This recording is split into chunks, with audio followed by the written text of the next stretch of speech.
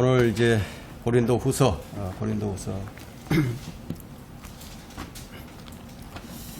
먼저 고린도후서를 시작하기 전에 이제 서론부터 우리가 살펴보고 고린도후서를 본문으로 들어가도록 하겠습니다. 고린도전서보다는 이제 고린도후서를 좀 더 깊이 있게, 시간이 좀 걸리더라도 좀 더 깊이 있게 이제 살펴보고 그렇게 이제 강의를 하도록 하겠습니다. 네, 오늘날에는 지금 성경이 말씀하고 있는 바에 대한 이게 새로운 관심과 또 그 말씀의 의미를 가능한 한 좀 완전하고 분명하게 이해하고자 하는 그런 이제 일반적인 의욕에 대한 그런 조짐이 이제 많이 일어나고 있습니다. 각 교회들마다 이 성경 공부를 참 많이들 하죠. 뭐 이런 현상은 아주 좋은 현상이라고 이제 말을 할 수가 있습니다. 왜냐하면 하나님께서 이 일을 촉진시키기 위해서 이제 사람들을 사용하셔서 이제 그분의 사역을 이제 이루어 가시기 때문입니다. 이제 그 일에 있어서 가장 뛰어났던 자가 누구냐면 바로 사도 바울입니다. 이 사도 바울은 이제 신약 교회의 교리서인 로마서로부터 빌레몬서까지 13권의 책을 이제 기록을 했습니다. 다른 사도들이 기록한 책이 교리서가 아니라 사도 바울이 기록한 책들이 신약교회의 이제 교리서가 된 것이에요. 이 사도들 가운데서 가장 많은 책을 기록을 했죠. 그 서신들에는 그리스도인들이 갖추어야 할 덕목이 있어요. 그리고 이제 생활상에 대한 모든 지침이 다른 어떤 사도들보다도 더 구체적으로 지금 기술을 합니다. 하나님께서 우리에게 주신 것 중에서 가장 귀한 것이 있다면 바로 이 우리가 들고 있는 이 성경입니다. 하나님 말씀을 우리에게 주셨는데, 근데 오늘날에는 이제 많은 성경 주석들이 나와 있죠. 그러나 이 성경 해석의 기초는 이 성경이 되어야 합니다. 근데 그래야만 이제 올바른 이제 해석을 할 수가 있습니다. 성경은 성경으로 비교해서 말을 한다고 우리가 이제 고린도전서 2장에서 배운 바가 있죠. 자, 성경 주석은요, 성경 해석에 있어서 많은 도움을 주는 것은 사실입니다. 좋은 믿음의 선진들이 좋은 기록들을 남겨두었기 때문에 우리에게 도움을 주는 것은 사실이지만, 그러나 그것은 어디까지나 이 참고서용이지, 그 주석이 이 성경 본위보다도 더 우위가 돼서는 결코 이제 안 되는 것입니다. 하나님께서는 그분의 사역을 이루심에 있어서 그때마다 꼭 필요한 사람들을 들어서 이제 사용을 하시는데, 예수 그리스도와 함께 했던 그 12사도가 그러했고요. 또 사도 바울도 그러했죠. 특히 이제 사도 바울은 이방인의 이제 사도로서, 이방인의 일꾼으로서, 교회 시대를 위한 그런 일꾼이에요. 그래서 하나님께서 택하신 이제 사역자였죠. 우리는 이 사도 바울의 서신을 통해서 신약 교회의 교리와 또 실행들에 대해서 이제 자세하게 우리가 배우게 됩니다. 이 신약 성도인 우리가 이제 로마서로부터 이제 빌레몬서에 이르는 바울의 서신들을 성경의 다른 책들보다도, 특히 이제 구약 성경보다도 더 귀중하게 받아들이는 것은, 하나님께서 이제 그를 통해서 이제 교회에 대한 모든 것을 이제 다 이제 계시를 해 주셨기 때문이에요. 그러나 이제 그렇게 되기 위해서는 하나님께서는 이제 사도 바울을 여러 모양으로 이제 사용을 하셨어요. 사도행전에서 보는 이 세 번의 선교 여행이 있죠. 바울이 이제 세 번의 선교 여행을 하는데, 다른 사도들이 어떻게 선교 여행을 했다, 뭐 이런 기록은 기록되지 않았는데, 바울만 유일하게 세 번의 선교 여행이 이제 사도행전에 기록이 되어 있어요. 그 이후에도 뭐 지속되었던 그의 복음 전파의 여정들은 그가 맡은 바 예수 그리스도께서 위탁하신 그 사역의 이제 고귀함을 잘 보여주고 있습니다. 우리는 그의 서신들을 통해서 신약의 교리들, 그의 사역과 삶을 통해서 우리가 믿음의 본을 보게 됩니다. 그런 그 자신 있게 나를 따르라고 했죠. 특히 이제 고린도후서는 고난과 역경 가운데서도 하나님께서 위탁하신 임무를 어떻게 신실하게 수행할 수 있었는지에 대한 그 사역의 본을 우리에게 이제 보여주고 있습니다. 물론 이러한 본은 뭐 그의 모든 서신서에도 종종 반영이 되어 있지만, 그러나 그 중에 이제 가장 두드러지게 나타나는 것이 이제 고린도 후서라고 이제 볼 수가 있습니다. 이 서신을 통해서 우리는 그의 사역과 삶이 어떠했는가를 우리가 엿볼 수가 있어요. 그가 이러한 삶을 살게 된 것은 고린도전서 15장 10절에서 이미 밝힌 바가 있습니다. 바울이 그리스도 안에서 새로운 사람이죠. 새로운 사람이 됐어요. 그래서 새로운 사람이 됨으로써 그것이 하나님의 은혜로 된 것이라고 분명하게 이제 말을 하고 있죠. 내가 나 된 것은 하나님의 은혜로 되었다. 이제 바울은 그가 선포했던 그리스도의 은혜가 넘치는 복음과 계시들로 인해서 그는 이제 진리의 화신으로 살았습니다. 진리의 화신. 진리를 벗어나지 않았던 사람이죠. 그 부분에 대해서는 이제 고린도후서 3장 5절과 또 9장 8절, 12장 9절 이런 데서 이제 잘 드러나고 있습니다. 바울은 고린도후서에서 이 조직적으로 복음에 대해서 이게 잘 구체적으로 설명하지 않고요. 오히려 가장 좋은 방법으로 그것을 이제 암시를 해줍니다. 가장 좋은 방법으로. 그래서 이제 본 서신의 이제 신학적인 강조는 그리스도의 강권이에요. 그리스도의 강권하시는 사랑의 근거를 두고 있는데, 그렇게 하시기 위해서 보여주신 것이 있어요. 예수 그리스도께서. 그 부유하신 분인데, 하나님의 아들이신 예수 그리스도는 아주 가장 부유하신 분인데 우리를 위해서 가난하게 되셨다라고 고린도후서 8장 9절에 기록하고 있고요. 또 우리로 하여금 그 안에서 하나님의 의가 되시고자 우리를 위해서 그분을 죄로 삼으신 것을 이제 보여줬다. 이것이 고린도후서 5장 21절에 기록이 되어 있죠. 이제 그가 이제 얼마나 이제 복음에 아주 충실했었는지는 또 영적 전쟁을 어떻게 싸워서 승리했는지, 또 얼마나 많은 고난과 박해를 받았는지, 그리고 고린도 성도들과 개인적인 관계 속에서 이 목자의 심정으로 얼마나 그를 사랑하고 위로를 했는지, 그리고 그의 모든 고난 가운데서 하나님께서 보여주신 그 영광과 위로에 대한 간정, 이런 것들이 넘쳐나죠. 그의 사역에 대한 모든 면면들이 지금 이 고린도후서에 다 녹아들어 있습니다. 그래서 이제 고린도후서는 성도들, 특히 이제 하나님의 사역에 부르심을 받은 사람들을 위하여 귀한 지침이 되는 책이라고 할 수 있습니다. 우리가 이제 이 책에서 제시된 이 사도 바울의 삶을 본받을 수만 있다면은, 참으로 이 사도 바울이 말한 바와 같이 새 언약의 능력 있는 일꾼으로서 사는 삶을 능히 그렇게 살 수 있을 것이에요. 또한 우리는 이제 이 사도 바울의 이 귀한 서신을 우리가 정확하게 이제 해석을 하고 정확하게 이해를 해야 됩니다. 그리고 그 교훈을 더 풍성하게 제시해주는 이 책을 열심히 공부해서 사도를 통해 계시해 주신 그 말씀의 깊이를 더욱 잘 이해해야 할 것입니다. 아무쪼록 이제 하나님께서 우리의 영적 눈을 열어주셔서 주의 말씀의 풍성함을 맛보게 해주시기를 이제 바라면서, 또한 하나님의 고귀한 부르심에 응할 수 있기를 바라는 마음으로서 우리는 이 책을 공부를 해야 합니다. 근데 그런 마음이 없이 이제 공부를 한다면은 아무것도 얻을 것이 없어요. 그냥 아이 쇼핑하고 지나가는 것에 불과합니다.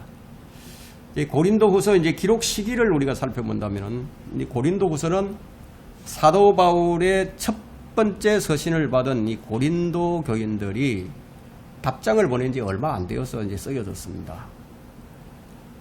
이 고린도전서를 완성한 지 대략 한 수개월, 몇 개월 내지는 1년 이내에 이제 쓰여졌다고 이제 볼 수 있는데, 이 고린도후서를 쓴 시기를 대략 AD 58년에서 AD 60년 사이다, 이렇게 추정을 하고 있습니다.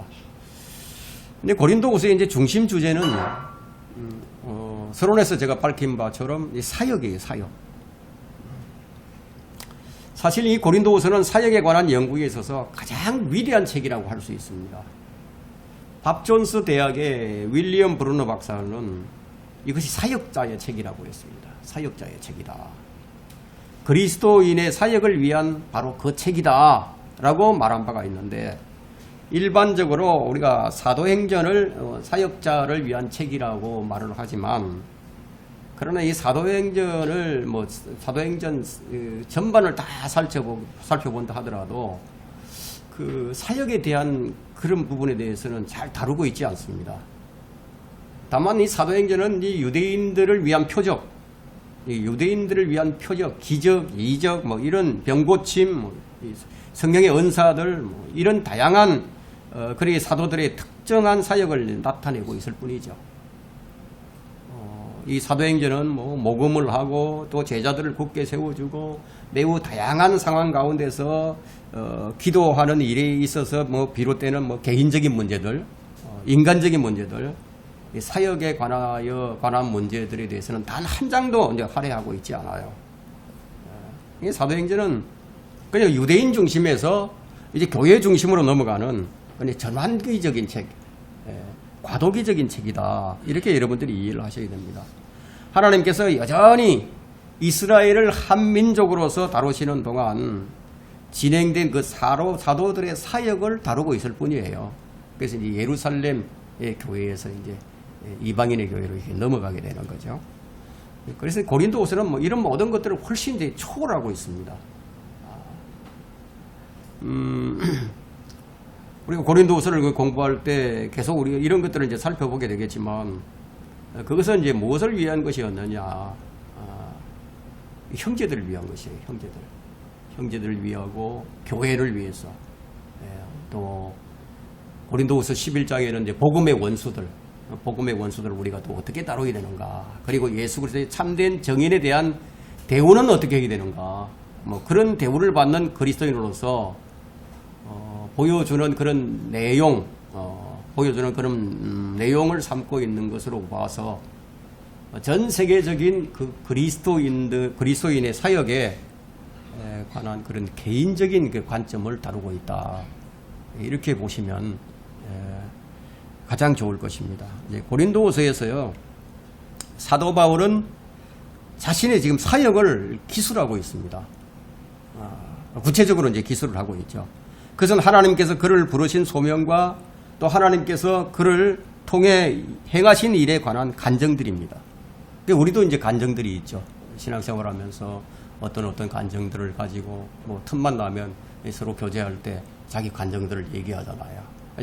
바울도 자기가 어떻게 사역을 했는지 지금 이 고린도후서에서 자기 간증을 지금 다 얘기하는 거예요.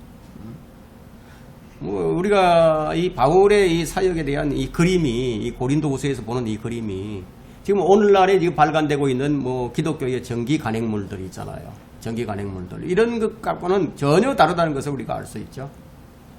바울이 사역으로 인해서 받게 된 고난들을 지금 어떻게 묘사를 하고 있느냐. 그걸 우리가 좀 찾아본다면은 참, 어떤 단어를 사용했냐면요. 고통, 당혹스럽다, 삼켜진다, 치다, 종으로 삼는다, 악하다, 버림받는다, 낙심한다, 박해를 당한다, 슬프다, 슬프게 되었다, 낙심한, 멸망하다, 무거운 짐, 내던져지다, 신음하는, 그건 가난한, 매를 맞다, 굶주림, 위험, 두려움, 애를 쓰다, 약함, 돌로 맞았다, 부끄러운 것, 실족하다, 수고하다, 애통하다, 떨림, 두려움, 궁핍, 환난, 절망, 갇힘, 괴로워하다, 무너뜨림, 소요, 죽임당하다, 죽으심, 고난, 놀라게 하다. 이런 부정적인 말로 점철되어 있습니다. 마치 이제 부정적인 것들을 다 모아놓은 것 같죠. 이것들이 바로 고린도후서에서 그리스도인의 사역을 묘사하기 위해서 선택된 단어들이라는 거예요. 그러니까 그리스도인의 사역을 하려면 이런 것을 각오하라는 얘기죠. 이처럼 이제 바울은 그리스도인의 사역을 묘사하기 위해서 부정적인 단어들을 선택을 했는데, 이것으로 성경적인 사역이 성경적으로 사역하는 그리스도인들의 모습이 어떠해야 하는지를 우리에게 제시를 해주고 있는 거죠. 그리스도인의 삶의 모습은 고린도후서 6장에서 아주 잘 나타나고 있습니다. 여러분 고린도후서 6장을 한번 펼쳐보세요. 6장 우리가 3절부터 한번 읽어보겠습니다. 3절부터 제가 읽겠습니다. 고린도서 6장 3절에 이 직분이 비난받지 않게 하려고 어떤 일에도 거침이 되지 않게 하려고 오히려 모든 일에서 우리 스스로가 하나님의 일꾼들임을 입증한다고 하죠.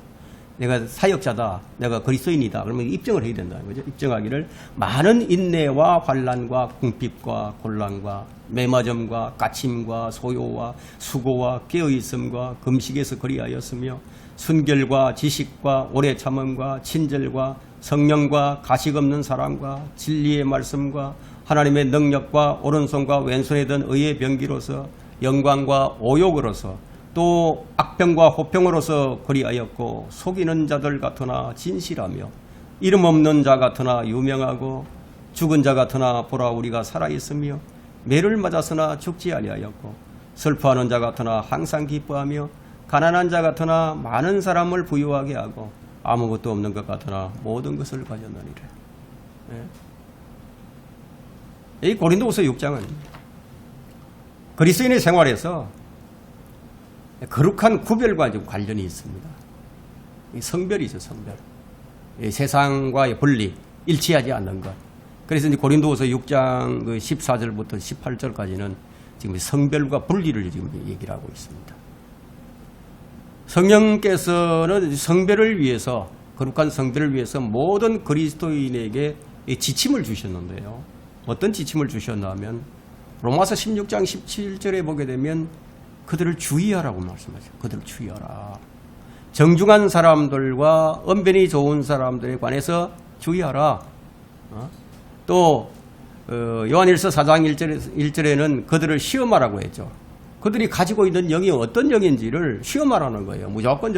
무조건적으로 따르지 말고. 그리고 세 번째는 그들을 판단하라고 했습니다. 그들이 어떤 열매를 맺고 있는지, 좋은 열매인지 나쁜 열매인지 좀 판단하라는 거죠. 그리고 디모데전서 5장 20절에는 잘못이 있다면 드러내라. 잘못을 무조건 감싸주지 말고. 오늘날 보면 그리스도인들이라고 하는 사람들이 무조건 감싸주려고 하죠. 그것은 잘못된 것입니다. 책망하고 바로 잡아주라는 거예요.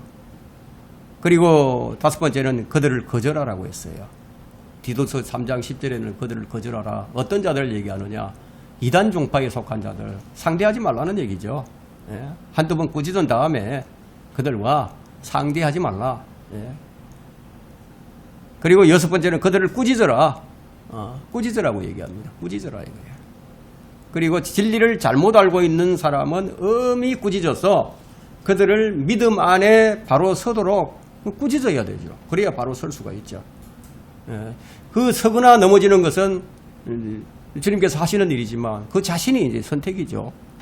그리고 일곱 번째는 그들을 책망하라고, 책망하라. 그리고 이제 여덟 번째는 그들에게서 따로 나오라고, 따로 나오라. 그들에게 있어봐야 그 많은 무리 가운데서 혼자만 잘났다고, 혼자만 올바로 간다고 그래봐야, 싸워봐야 지는 거죠. 이길 수가 없죠. 그러니까 따로 나오라는 얘기예요. 그들에게서 떠나라. 로마서 6장 17절에는 그들에게서 떠나라. 그리고 디모데후서 3장 5절에는 그들에게서 돌아서라. 그리고 데살로니가후서 3장 6절에는 우리에게서 받은 바 전통을 그대로 따라 행하지 않는 자들을 멀리하라고 얘기하고 있습니다. 그들을 부끄럽게 하라고 얘기하고 있습니다. 그리고 요한일서 1장 10절에는 그들을 영접하지 말라. 집안에 들어놓지도 말라고 얘기하고 있죠. 자, 이 고린도후서는 이제 어떻게 구성이 되어 있냐면 총 13장으로 되어 있습니다. 256절이고요. 절로 256절이고 단어로는 6092단어로 이루어져 있습니다. 이제 우리가 이제 본론으로 한번 들어가 보겠습니다.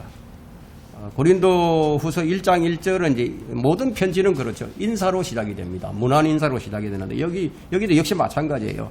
1절을 보겠습니다. 하나님의 뜻에 따라 예수 그리스도의 사도된 바울과 우리 형제 디모데는 고린도에 있는 하나님의 교회와 온 아카야에 있는 모든 성도에게 편지하노니. 지금 사도적 권위를 가지고 지금 이제 편지를 쓰고 있어요.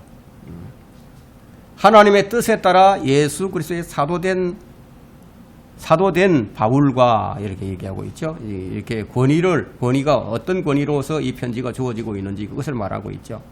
왜 이렇게 했느냐면 사도로서의 바울의 권위를 인정하지 않는 그렇게 의문을 던지는 고린도 교회에 그런 사람들이 있었다는 것을 우리가 알 수 있어요. 우리가 고린도전서를 공부할 때 고린도 교회는 육신적인 교회였고 내부 분열이 있었다는 것을 알 수가 있죠. 그래서 이 두 번째 편지에서 바울은 자신의 사도됨을 자기가 이제 고린도인들 사이에서 행했던 그 사역이 내가 너희들에게 행했던 그 사역이 바로 사도로서의 사역이었다는 것을 지금 이제 변호를 하는 겁니다. 10장에 가면 그 변호하는 내용이 이제 나오게 되는데요. 이 문안인사에서 이제 기록 대상이 나와요. 고린도에 있는 하나님의 교회예요. 그리고 온 아카야에 있는 모든 성도가 그 대상인 것을 알 수 있는데, 여기 이제 하나님의 교회, 이제 하나님의 교회라고 한다는 거면은 하나님의 교회는 그리스도의 몸이죠, 몸을 가리킵니다. 이 부분에 대해서는 에베소서 1장 22절과 23절, 고린도전서 12장 13절에도 이제 나와 있습니다. 이 사도 바울은 구원받기 전에 그리스도의 몸을 박해했죠. 교회를 박해했던 사람입니다. 그 일은 언제 있었느냐 하면 고린도인들 중에 아무도 구원받은 사람이 없을 때 일어났던 과거의 일이죠. 그 에베소 그리스도인들은 그 교회의 이제 일부분이었어요. 사도행전 20장 17절에 보면 그 일부분이었다는 것을 알 수 있는데, 그렇게 이제 고린도에 있는 이라는 이제 표현을 보게 될 때, 그가 지금 하나님의 교회의 일부분에게 지금 말하고 있는 것이 드러나고 있죠. 왜냐하면 고린도에 있는 사람들에게 편지를 보냈기 때문에. 때문에 이제 전 우주적인 교회는 지역 교회와 마찬가지로 성경적 교리가 되는 거예요. 고린도는 이 아카야에 있는 주요 도시였습니다. 아카야 지방에 이제 고린도라는 도시가 있었던 거죠. 말하자면 이제 경기도 하면 어디가 가장 큽니까? 수원입니까? 이런 식으로 그 지역에 이제 가장 큰 도시가 이제 아카야였는데, 여기서 우리가 사도 바울의 전략을 엿볼 수가 있습니다. 어떤 지역에 가장 큰 영향력이 있는 도시에서 이제 교회를 시작하는 거예요. 그 중심되는 곳에서 교회를 시작해서 그것을 기점으로 해서 각 지역으로 이제 뻗어 나가고자 했던 겁니다. 이것이 그가 이제 에베소와 소아시아에서 했던 그 사역인데, 그러기에 지금 고린도 교인들에게 보내는 이 편지는요, 아카야의 모든 그리스도인들에게 보내는 편지입니다. 그렇다면 지금 우리에게도 보내는 편지가 되는 거죠. 모든 이들에게. 그래서 지금도 이제 각 교회들은요, 이 바울의 지침을 지금 따르고 있는 거예요. 선교 사역을 할 때 항상 어디 교회가 가장 중심 도는 도시에서 시작을 해서 그 다음에 각 지역으로 이제 뻗어 나가는 것을 볼 수 있죠. 2절을 봅니다.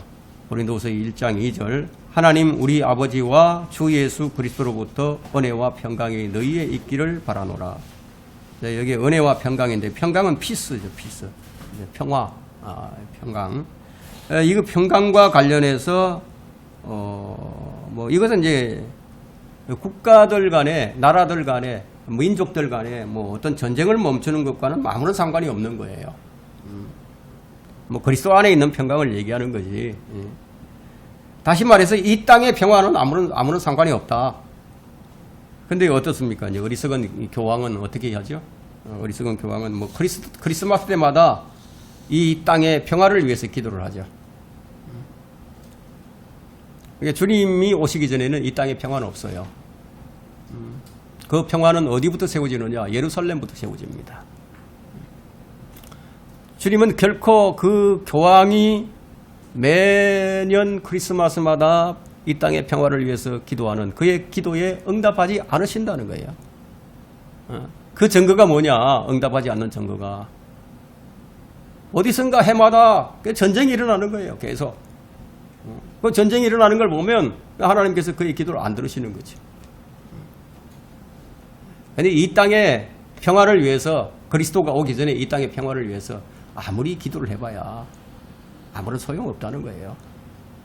이 땅의 평화에 대해서 교리적으로 말한다면 누가복음 2장 14절에 나오는 피스, 이 화평은요, 예수 그리스도께서 평화의, 화평의 통치자로서 다윗의 보좌에 앉으셔야만 된다는 거예요. 이 다윗의 보좌에 앉으셔서 철장으로 통치를 하실 때, 철장으로 통치를 하시는 거예요. 그래, 철장으로 통치를 하시니까 평화가 이루어진다는 거예요. 가장 강력한 독재를 하실 겁니다. 그러나 이제 고린도후서 1장 2절의 이 평강은 우리가 예수 그리스도를 영접했을 때, 구원받을 때 그리스도인에게 주어지는 그런 개인적인 평강이에요. 구원받은 사람한테는 이 평강을 주셨죠. 평강을 주셨어요. 죄로부터 자유함을 얻게 되고 마음에 어떤 설명할 수 없는 그런 평안이 있는 거예요. 그 평강을 지금 얘기합니다. 또한 우리는 이제 그리스도인으로서 이제 일상생활에서 경험하고 있는 평강이 또 있습니다. 이것은 언제 주어지느냐 하면 성령의 인도하심을 우리가 잘 따르고 있을 때, 그렇게 성령의 인도하심을 따라간다면 그리스도인의 생애 가운데서 성령께서 맺으시는 이 열매를 우리가 보는 거예요. 성령께서 나를 통해서 맺으신다. 이걸 보는 거예요. 그러니 평화를 이제 그렇게 여러분들이 이해하시면 좋겠고요. 이제 3절과 4절을 봅니다. 하나님을 송축하리로다. 그는 우리 주 예수 그리스도의 아버지시요 자비의 아버지시요 모든 위로의 하나님이시며 우리의 모든 환난 가운데서 우리를 위로하시는 분이시라. 그러므로 우리 자신이 하나님께 받은 위로로서 어떠한 고난 중에 있는 사람들도 위로할 수 있느니라. 이 말씀을 참 좋아했습니다. 이 말씀을 가지고 정말 그 어려움을 당하고 말로 형용할 수 없는 그런 마음의 고통을 당하고 있는 사람들에게 제가 이제 위로를 이제 줄 수가 있었는데, 제 친구 하나가 그 딸이 이제 고3이었는데 아파트에서 떨어져서 이제 죽었어요. 근데 아무에게도 이제 말을 못했죠. 아무에게도 말을 못했는데 오늘 그 친구가 나를 찾아와가지고 그 얘기를 하더라고요. 뭐 그 친구는 이제 구원받지 않은 사람이었는데요. 그래서 제가 이 구절을 가지고 제가 이제 위로를 했죠. 내가 너의 심정을 내가 어떻게 이해를 해가지고 어떻게 이해하고 내가 어떻게 헤아릴 수 있겠느냐. 내가 그와 같은 일을 당하지 않았는데 얼마나 마음이 아프고 고통스러웠는지 뭐 내가 짐작을 감히 할 수 없다. 하지만 나는 이 성경에 나와 있는 이 말씀으로 내가 너에게 위로할 수 있다 하고 내가 이제 위로를 해준 적이 있습니다. 아주 그 친구가 눈물을 펑펑 쏟으면서 이 얘기를 들었는데요. 뭐 지금 뭐 그 친구는 어느 교회를 다니고 있습니다. 자, 여기 이제 보면 하나님의 위로가 나오죠. 하나님의 위로. 이 하나님의 위로가 이 고난 가운데서 주어지는 것이 이제 위로인데요. 그렇게 보면 이제 고린도후서의 그 주제 구절이라고 볼 수 있습니다. 고린도후서는 온갖 고난이 다 나오잖아요. 바울은 이 축복을 마친 후 이제 문안 인사를 마친 축복으로 이제 문안 인사를 마치죠. 은혜와 평강이 너희에 있기를 바라노라 이렇게 축복을 하면서 마친 후에 수신자들의 지금 영적 진보에 대한 어떤 감사로 나가지 않고 그는 자기 습관대로 자기에게 내려주신 그 하나님의 놀라운 자비에 대해서 뭐라고 얘기하느냐. 하나님을 송축하리로다 이렇게 나옵니다. 하나님을 송축하리로다. 먼저 하나님이죠. 먼저 하나님께. 자, 그리스도인들은 사역에서 겪는 온갖 고난들로 인해서 하나님의 자비와 하나님의 위로가 필요합니다. 이 험난한 세상 살아가는데요. 여러분 그리스도의 하나님의 그 위로가 없이 어떻게 살겠습니까? 온갖 고통을 다 겪는데요. 바울이 하나님을 모든 위로의 지금 하나님으로서 지금 말을 할 때, 그는 지금 자기가 직접 체험하고 경험했던 그런 사실에 관해서 지금 얘기하는 거예요. 이 바울이 지금 이런 고린도후서를 기록할 때는 거의 모든 것이 자기 경험에서 나오는 거예요. 다 체험을 한 거예요. 이런 걸 다 겪고 그런 다음에 지금 이 서신을 보내는 겁니다. 왜냐하면 우리라는 이 복수가 지금 여기 배타적으로 사용되지는 않았을지라도 먼저 이제 그가 자신을 가리키고 있는 거죠. 우리라고 하면은 자신을 포함해서 얘기하니까 자신을 가리키는 거죠. 그가 환난 가운데 있었을 때는 언제나 하나님의 손이 자기를 굳게 붙드시고 또 강하게 해주셨으므로 그런 이 환난을 견뎌낼 수 있었고요. 그것으로 인해서 축복도 발견할 수 있다는 것을 지금 간증을 할 수 있게 된 겁니다. 이 4절에 보면 이제 고난에 처한 우리를 이제 하나님께서 이제 위로하시는 것은 왜 그런 위로를 주시느냐? 다른 사람들이 이제 고난에 처했을 때 그들을 위로하게 주게 하기 위해서예요. 그래서 우리 성도들은 서로들 간에 이제 위로가 필요합니다. 뭐 경우에 따라서는 좀 잘못된 부분이 있으면 지적도 해주고 그러게 되겠지만 그 지적을 하는 가운데서도 하나님의 위로를 얘기해야 됩니다. 그것이 세워주는 거예요. 자, 그래서 우리는 그 위로할 때 우리에게 주신 그 하나님의 위로를 가지고 우리가 이제 위로를 할 수 있다. 그걸 우리가 사용하는 거죠. 우리의 환난 가운데서 또 이 어떠한 고난 중에 있는 사람들이라고 지금 말씀하고 있잖아요. 자, 이 말씀은 말하자면 하나님께서 당신에게 고난을 보냈을 것이라는 말과도 같습니다. 누구라도 당할 수 있어요. 주님은 우리의 길에 이 고난을 보내셔서 우리들이 겪는 것과 동일한 고난에 처해 있는 다른 사람들을 섬길 수 있게 해주신다는 거예요. 자, 이 말을 달리 말한다면은 내게 고난이 없다면은 내게 고난이 주어지지 않는다면은 나는 누군가를 섬길 수 없을 것이다. 이런 말과 똑같습니다. 왜냐하면 고난을 겪어보지 않고 고통을 모르죠. 알 수가 없죠. 고난을 안 겪었는데. 다른 사람을 위로하는 위로자로서 자기에게 주어진 이 고난을 당하는 이 다른 사람이 이제 고난을 당하는 것도 잘 이해가 할 수 있죠. 나도 저런 것을 경험했는데, 나도 저런 고난을 겪어봤는데, 그걸 겪어봤으니까 또 다른 사람들에게 나도 이럴 때 이렇게 했다 하고 얘기해 줄 수 있죠. 그런데 그것이 없다 할지라도 우리는 하나님께서 주신 위로, 우리 그리스도의 고난이 우리에게 이제 넘친 것 같이 바로 위로도 우리에게 넘친다고 말하고 있기 때문에 그리스도인은 고난이 없을 수 없어요. 아마 여러분들도 많은 고난을 겪고 많은 간증들이 있을 겁니다. 그것을 가지고 이제 위로를 하시면 됩니다. 예를 들어서 이제 설교 메시지가 회중에게 이제 영향을 끼치는 그런 설교와 그냥 그 설교가 그 메시지가 그냥 스쳐가는 그런 이 설교의 이 차이점은요. 무엇에 의해서 달라지느냐면 고난을 경험했는가에 의해서 달라지는 거예요. 고난을 경험한 사람이 그 고난을 가지고 이 설교를 할 때예요. 그 얼마나 그 진정성이 묻어 있겠습니까? 가식이 있을 수가 없죠. 그래서 메시지에 무게가 실리고 있는 거죠. 그 이제 메시지를 달리 말하자면 메시지를 전달하는 사람은 어떻게 하느냐 하면은 마치 이제 맷돌로 뽀아지는 이 고통, 맷돌로서 이게 곡식을 갈잖아요. 갈아서 그런 고통을 겪어야 한다는 거예요. 그런 고통을 겪어본 사람이 이제 은혜가 넘친다는 거죠. 우리 그리스도께서도 그러하셨어요. 이 레위기에 나오는 이 음식 제사 있죠. 음식 제사 이런 걸 볼 때 왜 고운 가루로 이렇게 갈아서 그걸 가지고 드렸을까요? 고운 가루로 갈았다는 것은 뽀았다는 거죠. 그러는데 그 고통을 그리스도의 고통을 의미합니다. 하나님께 드려지는 제물에는 그 고통이 들어 있는 거예요. 예수 그리스도께서 번제물로 드려지신 것도 역시 이제 그런 고통을 의미하고 있습니다. 사도 바울이 위대한 사역자가 되었던 이유가 뭐냐? 그가 한 사람이 겪을 수 있는 거의 모든 종류의 고난을 친히 몸소 다 체험을 했기 때문입니다. 자, 여러분, 훌륭한 군사는 그냥 만들어지지 않잖아요. 온갖 고된 훈련을 겪어야죠. 그럼 못 살게 막 계속 괴롭혀야 된다 이거예요. 뭐 이런 것은 훌륭한 그리스도의 군사를 양성하는 방법이기도 합니다. 그래서 하나님께서 그렇게 하시는 거예요.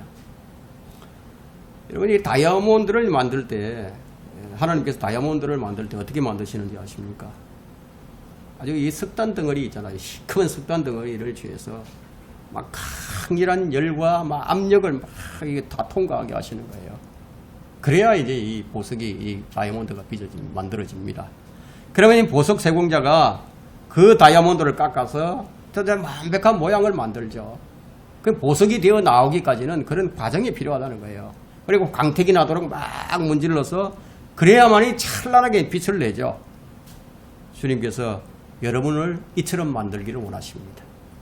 그러니까 내게 고통이 주어질 때, 아유 힘들다, 괴롭다, 못 견디겠다 이렇게 할 것이 아니라, 주님께서 나를 만지고 계시구나, 나를 빚으시고 계시구나, 이렇게 생각을 하시면 된다는 거죠. 그래서 이제 우리는 이제 그렇기 때문에 우리 인생의 풀 같은 시련, 이 모든 압박을 다 견뎌내고 우리가 가지고 있는 모든 울퉁불퉁한 면이 있잖아요. 이런 면들을 다 깎아져야 된다. 그래야 하나님께 귀하게 쓰임받는 일꾼이 된다. 이것을 잊지 마셔야 됩니다. 주님은 우리를 쓸모있는 도구로 만들기를 원하시는 거예요. 자, 이 나라에는 위대한 설교자로, 능력 있는 설교자로 평판을 받고 있는 그런 자들이 있습니다. 그러나 여러분이 그들의 설교를 듣게 되면은 실망을 하게 될 거예요. 아마 깜짝 놀랄 겁니다.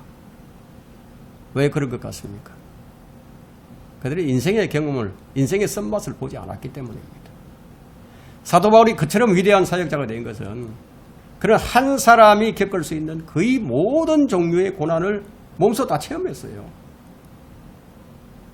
가장 위대한 군사, 그리스도의 훌륭한 군사가 누구입니까? 바울이죠. 바울이에요. 그 누구도 따라올 수 없는 그런 위대한 사역을 했던 자가 바로 바울이에요. 그리스도인으로서 가장 위대한 자입니다. 그럼 훌륭한 군사를 만들려면 그를 이제 못 살게 괴롭혀야 더 단단해지죠. 이런 방식으로 그리스도의 훌륭한 군사를 양성을 합니다. 자, 여러분들은 이제 이 구절이 끝나기 전에 우리가 무엇을 발견을 했냐면은 1절에서 예수 그리스도를 발견했죠. 2절에서 주 예수 그리스도를 발견합니다. 3절에서 우리 주 예수 그리스도라고 기록한 것을 우리가 발견할 수 있습니다. 성령으로 충만한 사람의 눈에는 뭐가 띄는지 아십니까? 예, 성령으로 충만한 사람의 눈에 띄는 특징은 그가 성령이 아니라 예수 그리스도를 찬미하고 있다는 점이에요. 예수 그리스도를 찬미한다. 성령께서는 예수 그리스도와 동등하시지만 사역이 좀 다릅니다. 그래서 그분의 사역은 요한복음 14장부터 16장 사이에 잘 나와 있어요. 성령님께서는 자신의 영광을 구하지 아니하시고 예수 그리스도의 영광을 구하도록 하십니다. 이것이 그분의 사역이에요. 여러분들로 하여금 성령님의 영광을 구하지 아니하게 하고 그리스도의 영광을 구하게 한다는 거예요.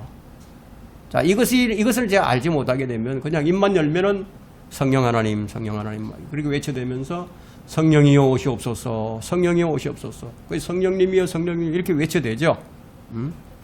요한복음 14장부터 16장에 나오는 성령의 사역이 무엇인지 모르기 때문에 이렇게 하는 거예요. 자, 이 시간이 제가 오늘 10절까지 하려고 했는데 이 10절까지를 할 수가 없겠네요. 오늘은 여기까지 하고 다음 시간부터 더 5절부터 하도록 하겠습니다.